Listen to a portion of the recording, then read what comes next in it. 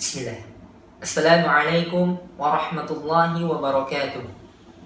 Alhamdulillahilladzi hamdan katsiran tayyiban mubarakan fi kama yuhibbu rabbuna wa yarda. Wassalatu wassalamu ala nabiyyina Muhammad wa ala alihi wa sahbihi ajma'in. Amma ba'd. Ikhwan fid din rahimakumullah. Hadis yang pertama dari kitab Al-Arba'in An-Nawawiyah adalah hadis yang berkaitan dengan niat. Hadis yang diriwayatkan oleh sahabat yang mulia Umar bin Khattab radhiyallahu ta'ala anhu. Qala sami'tu Rasulullah sallallahu alaihi wasallam yaqul innamal a'malu binniyat. Sesungguhnya setiap amalan tergantung kepada niatnya. Wa innama likulli imri'in ma nawa. Dan sesungguhnya setiap orang akan mendapatkan balasan atas apa yang ia niatkan. Faman kanat hijratuhu ilallahi wa rasulih, maka barang siapa yang hijrahnya karena Allah dan Rasulnya, fa hijratuhu ilallahi wa rasulih, maka hijrahnya karena Allah dan Rasulnya. Wa man kanat hijratuhu lidunya yusibuha, dan barang siapa yang hijrahnya karena dunia yang ingin ia gapai, aw imra'atin yankihuha, atau karena seorang wanita yang ingin ia nikahi, fa hijratuhu ila ma hajara ilaih, maka hijrahnya kepada apa yang diniatkannya itu. Hadis diriwayatkan oleh Al-Imam Al-Bukhari dan Al-Imam Muslim.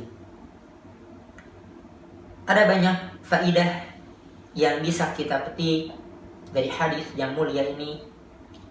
Di antaranya ishtiratun niyah fi jami'il a'mal. Faedah yang pertama yang bisa kita petik dari hadis yang mulia ini adalah disyariatkannya niat pada setiap amalan. An-niyatu hiya al-qasdu al-muqtarin bil fi'li. Niat itu adalah maksud yang diiringi oleh pekerjaan. Dan niat ini mahalluha al-qalb. Tempatnya adalah di hati. Dan niat terbagi menjadi dua.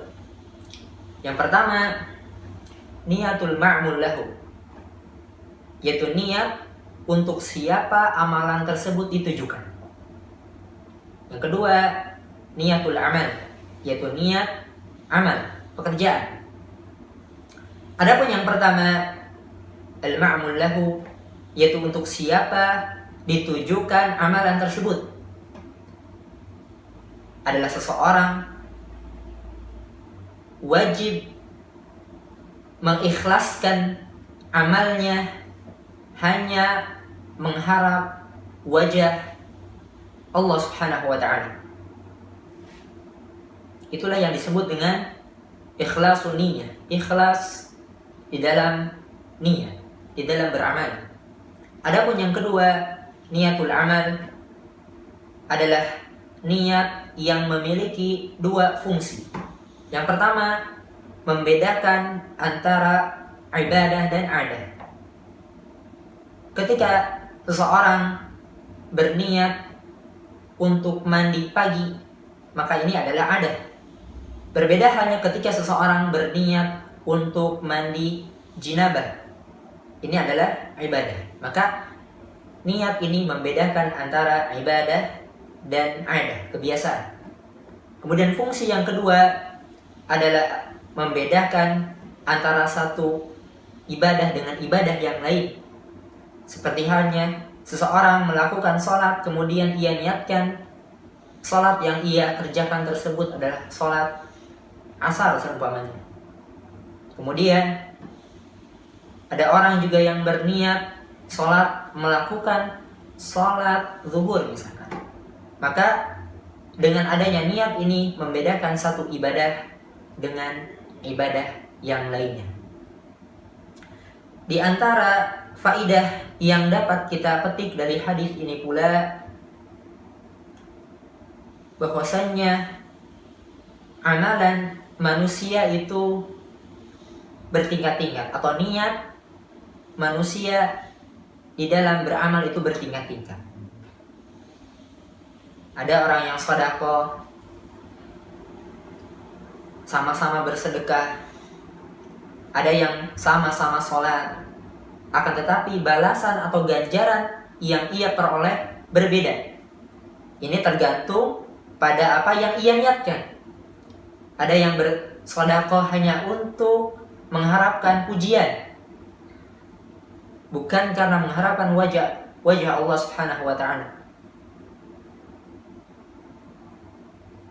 Tentu berbeda hasilnya atau ganjaran dengan seseorang yang mengharap pahala, mengharap ridho dari Allah Subhanahu wa taala. Kemudian faidah yang ketiga yang bisa kita ambil dari hadis yang mulia ini adalah fadlul hijrah ilallahi wa rasulih. Keutamaan hijrah kepada Allah dan Rasulnya. Yang hijrah ini merupakan amalan yang mulia. Syekh Ibnu Utsaimin rahimahullah ta'ala memaparkan bahwasanya hijrah ini ada 3 bagian. Pertama, hijratul makan, hijrah tempat, yaitu al-intiqal, berpindahnya seseorang min biladil kuffar ila biladil muslimin, dari negeri orang-orang kafir ke negeri kaum muslimin. Ini disebut dengan hijratul makan.